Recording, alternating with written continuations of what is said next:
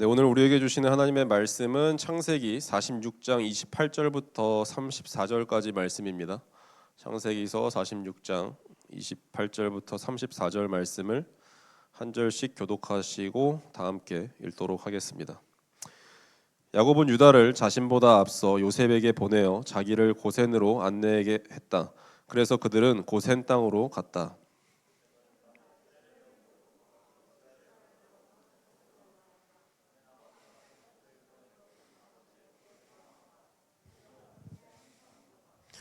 이스라엘이 요셉에게 말했다. 너의 얼굴을 보았으니 이제 나는 죽어도 괜찮다. 네가 이렇게 살아있다니.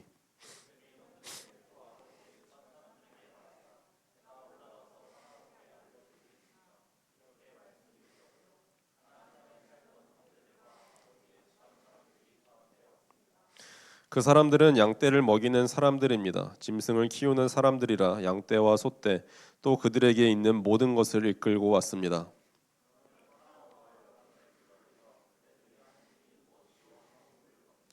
함께 읽겠습니다. 그러면 이렇게 대답하세요. 폐하의 종들인 저희는 어릴 적부터 지금까지 짐승을 키워온 사람들입니다. 저희 조상들처럼 저희도 그렇습니다. 그렇게 대답하셔야 고센 땅에 살 수 있습니다. 이집트 사람들은 양떼를 먹이는 사람이라면 누구라도 역겨워하니까요. 아멘. 다 묵상들은 하고 계시죠? 오늘 본문 말씀 묵상하고 오신 분 아무도 없나요? 영석 네, 묵상 안 했을 것 같습니다. 네. 어쨌든 오늘 본문 말씀입니다. 이거보다 좀 더 길었는데 오늘 잘랐는데 오늘 우리는 이 묵상을 계속 해온 사람들은 알 겁니다. 야곱의 온 가족이 이제 애굽으로 들어가는 시즌이죠. 그래서 온 가족이 가나안을 이제 등지고 이제 거대한 제국 그 애굽으로 들어서는 그 역사적인 장면에 들어선다라고 한번 상상해 보십시오.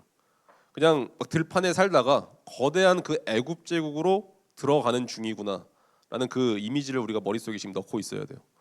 근데 이 장면을 그냥 한 가족의 그냥 이민 이야기, 거대한 제국으로 들어가나 보다라고 읽고 덮어버리기에는 너무나 아까운 말씀이죠. 이 본문은 하나님의 이 백성이 이 압도적인 그 세상적인 도시와 이 제국의 체제 한복판에서 어떻게 나 자신의 이 그리스도 하나님의 자녀라는 이 정체성을 지키면서 동시에 그 세상을 어떻게 축복하고 섬기고 살아가는가에 관한 그런 깊은 영적 원리를 오늘 본문은 담고 있습니다. 오늘날 우리가 이제 대한민국 살아가고 있는 이 대한민국은 어떤 모습입니까? 여러분이 보는 그런 대한민국의 모습은 분명히 다양한 생각들이 분명히 있을 거예요.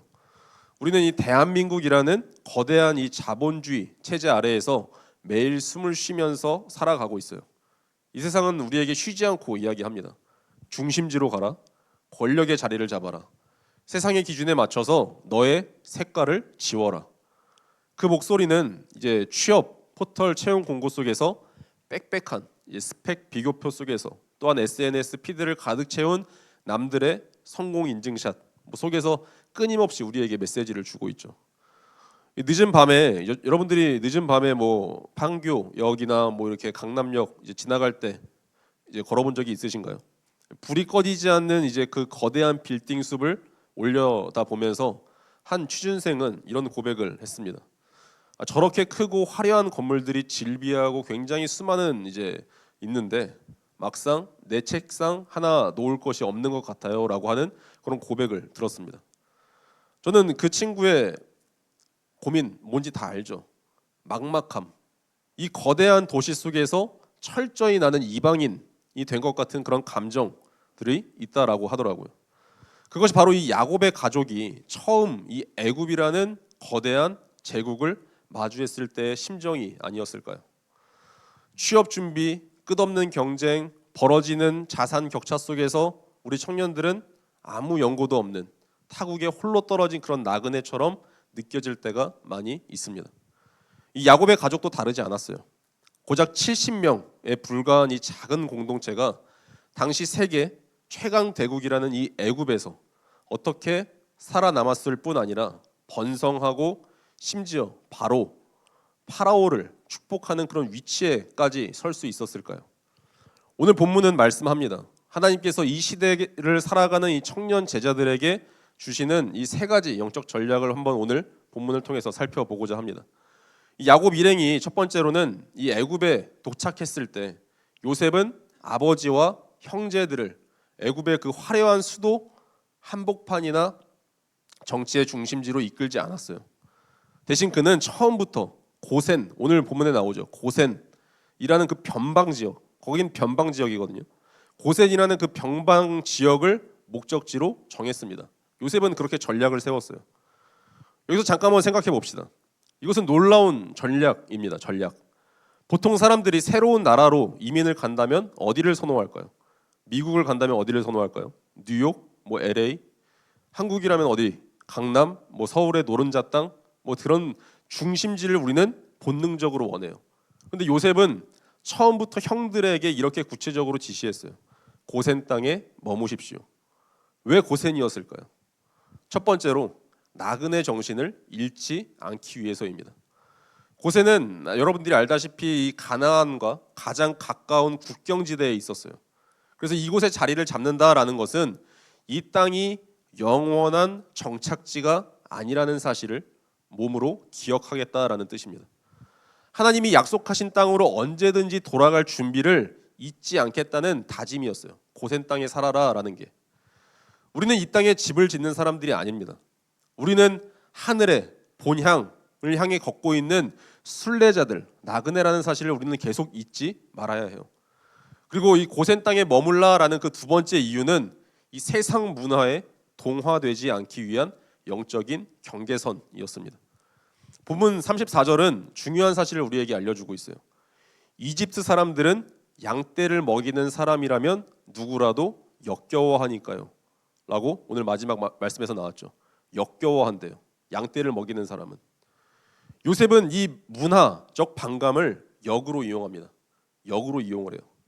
이 목축업에 종사하는 이스라엘 가족은 애굽 주류 문화로부터 자연스럽게 거리를 두게 되는 것이죠. 저는 여기서 이걸 발견했어요. 뒤섞이지 않는 구별됨. 그것이 오히려 하나님의 백성의 순수성을 지켜주는 울타리가 된 겁니다. 최근 한 신입사원의 그 청년의 고백을 저는 들었습니다. 치열한 경쟁을 뚫고 그토록 원하던 회사에 입사했는데 얼마 지나지 않아서 불편한 현실이 찾아왔다라고 이렇게 저한테 고백을 하더라고요. 실적을 위해서 실적을 쌓으려면 여러분들이 아는 사람들은 알 겁니다. 관행처럼 행해지는 편법들을 행해야 됐고 매주 이어지는 접대성 술자리에 함께하라는 무언의 압박을 받았다라고 이야기를 합니다. 그리고 사내 정치의 중심부에 들어가려면 그 무리에 어울려야 한다라고 이렇게 이야기를 합니다. 그러나 이 청년은 정중하게 그런 요구들과 그런 것들을 단호하게 거절했다라고 하더라고요. 그런데 이제 그 친구는 본능적으로 알았겠죠. 아, 나의 승진이 늦어지겠구나. 그것도 알았다고 합니다. 그리고 동료들 사이에서 아, 얘는 왜 이렇게 유별나지? 얘 왜 뭐냐? 라고 이렇게 하는 그런 찍힐 수 있다는 것도 알았다고 해요.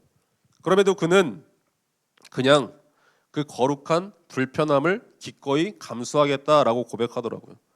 그 마음이 언제까지 갈지는 전 잘 모르겠지만 그냥 계속 나는 중보하겠다라고 기도만 해주었습니다. 여러분, 그 청년의 이 외로운 책상이 바로 현대판 고센이 아닐까요? 여러분은 지금 어디를 향해 지금 달려가고 있습니까? 남들이 부러워하는 그런 화려한 자리, 권력의 그 중심 그룹 안에 들어가야만 하나님께 나는 영광을 돌릴 수 있습니다 라고 이렇게 생각하고 있지는 않은가요? 진정한 번성이 뭘까요? 진정한 성공은 세상과의 구별됨에서 시작됩니다. 여러분의 직장 속에서, 학교 안에서, 매일의 관계 속에서 여러분만의 그 고센을 선포하십시오. 그 경계선이 여러분을 가두는 벽이 아니라 여러분을 빚어가는 하나님의 작업장이 분명히 될 것입니다. 그리고 두 번째로는 이 47장의 전체를 보면 47장 전체를 보면 조금 더 시선을 넓히면 성경 전체에서 가장 인상적인 장면 중 하나를 만납니다. 오늘 본문 이 47장 이후를 보면요. 이 130세 야곱 130세가 되었거든요. 이 여러분 상상해 보십시오. 130세의 노인 할아버지 그리고 광야에서 계속 있다 왔어요. 얼마나 초라해 보이고 굉장히 얼마나 늙어 보였을까요? 이 노인 야곱이 살아있는 신이라고 추앙받는 애굽의 절대군주 파라오를 대면하는 장면이 47장에서 펼쳐집니다. 그런데 놀랍게도 야곱은 130세 노인은 어떻게 하고 있죠? 바로를 축복합니다. 여러분, 고대 세계에서 이 축복이라는 것은 높은 자가 낮은 자에게 베푸는 게 축복이에요. 그런데 여러분 계속 생각해 보세요. 130세 광야에서 살다 온 그 노인이 그 왕 앞에서 제국의 황제를 축복한다는 것, 이것은 상식을 뒤집는 장면인 것이죠. 바로가 나이를 묻자 야곱은 이렇게 대답합니다. 내 나그네 길에 세월이 130년이니이다. 내 나이가 얼마 못 되니 우리 조상의 나그네 길에 세월에 미치지 못하나 험악한 세월을 보내었나이다 라고 47장 9절에서 말씀하고 있습니다. 야곱은 자신의 인생을 포장하지 않았어요. 그냥 화려하게 치장하지도 않았습니다. 그는 자신이 이 땅에 뿌리 내린 자가 아니라 그냥 하늘을 소망하면서 걷고 있는 저는 나그네입니다 라고 바로 앞에서 담담하게 고백합니다. 그리고 바로 그 나그네 정신이 그로 하여금 제국의 왕을 두려워하지 않고 오히려 그를 품어주어서 축복하게 만듭니다. 그 당당함이 있었던 것이죠. 여러분, 다시 한번 이제 우리 삶에서 한번 이것을 적용해 볼까요? 우리가 직장 상사나 면접관 혹은 성공한 사람들 앞에 섰을 때 여러분의 마음은 어떻습니까? 저 사람은 좀 뭔가 대단해 보이나요? 그렇게 섰을 때 느끼는 위축감이 있을 수 있습니다. 그런데 한 번이라도 그 성공한 사람들, 말씀에 의거하면 바로 같은 그 사람들의 이면을 한번 들여다본 적이 있으신가요? 한 청년은 매일 자신을 갈구고 닥달하던 실적을 압박하던 그 부장님이 사실은 무너진 가족관계와 공황장애로 매일 약을 손에 쥐고 출근한다는 사실을 우연히 알게 되었다고 합니다. 그 순간 그 청년, 그 신입사원은 생각이 바뀌었다고 해요. 그 부장님 앞에서 두려워 떨던 마음이 사라지고 매일 아침 출근길에 그 부장님의 영혼을 불쌍히 여기며 기도하기 시작했다고 합니다. 그렇게 상사를 대하는 태도가 내 스스로가 달라지자 관계가 달라지기 시작했다고 하더라고요. 여러분의 당당함은 어디서 옵니까? 스펙과 통장 잔고로 만들어지는 자신감은 더 크고 나보다 더 뛰어난 스펙, 나보다 돈이 더 많은 사람을 만나면 금세 쪼그라듭니다. 하지만 나그네 정체성에서 비롯된 당당함은 다르죠. 나는 비록 이 땅에서 나그네로 살아가지만 만군의 여호와 하나님의 복을 나는 위탁받은 사람이다. 내 삶의 주권자는 저 바로가 아니라 오직 하나님이시다 라는 이 정체성이 우리에게 분명할 때 우리는 세상이 우리를 평가하려 드는 그 순간에도 우리는 흔들리지 않습니다. 오히려 그 자리에서 하나님의 향기를 드러내는 사람이 되겠죠. 여러분, 세 번째로 야곱이 이 고센의 자리를 잡고 살아가기 시작할 때 놀라운 일이 일어나기 시작해요. 애굽 사람들이 역겨워한다 그랬죠. 이렇게 목축을 하는 사람들을. 그 이유 때문에 바로는 그 소떼와 짐승들을 돌보는 중요한 임무가 자연스럽게 이스라엘 가족에게 맡겨졌어요. 여러분, 역겨워하는 그 상황 속에서 그들이 거부당한 그 자리에서 오히려 세상을 섬기는 왕 같은 제사장의 역할을 시작하게 된 것입니다. 더 나아가 47장 전체를 보면 이 요셉의 지혜로운 통치가 이 기근 속에서 온 애굽 백성과 주변 나라들의 생명을 살려내요. 여러분, 저는 여기서 이걸 발견했습니다. 하나님의 사람 한 명이 제 자리에 서 있었을 때 세상 전체가 먹고 살 수 있었습니다. 여러분, 이게 제사장 나라의 사명이 무엇인지 보여주는 가장 선명한 그림입니다. 여러분, 저는 또 한 예화를 들겠습니다. 뭔 얘기였죠? 한 병원에서 일하는 그 간호사 청년이 이야기를 저는 또 들었었는데, 그 병동에는 이제 태움이라는 거 아시죠? 태움, 고질적인 태움, 직장 내 괴롭힘, 문화와 비효율적인 업무 시스템이라는 그 심각한 기근이 있었다라고 했습니다. 그래서 지친 동료들이 줄줄이 퇴사하는 그 상황 가운데 이 청년은 그냥 불평하거나 도망치는 길을 선택하지 않았다고 해요. 쉬는 시간을 쪼개어서 신규 간호사들이 쉽게 적용할 수 있는 업무 매뉴얼을 직접 만들었다고 합니다. 힘든 일은 가장 먼저 자청해서 도맡았다고 해요.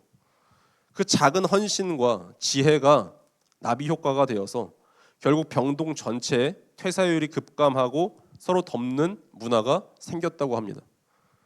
저는 이 청년의 고백을 들으면서 또 이 말씀이 생각났던 것 같아요. 요셉이 이 기근의 애굽을 살렸듯이 이 청년이 병동의 기근을 살렸습니다. 이것이 일터에서 왕 같은 제사장으로 사는 삶입니다. 우리가 세상 속에서 탁월하게 실력을 쌓고 정직하게 일해야 하는 그 이유는 내가 잘 먹고 잘 살기 위해서가 아니죠. 내가 속한 공동체를 기근으로부터 구하고 그 공동체를 통해 세상을 축복하기 위해서 우리는 일합니다.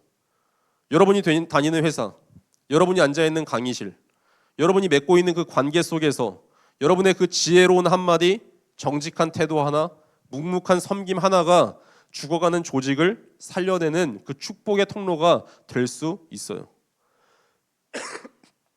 그 사명을 절대로 가볍게 여기지 마십시오.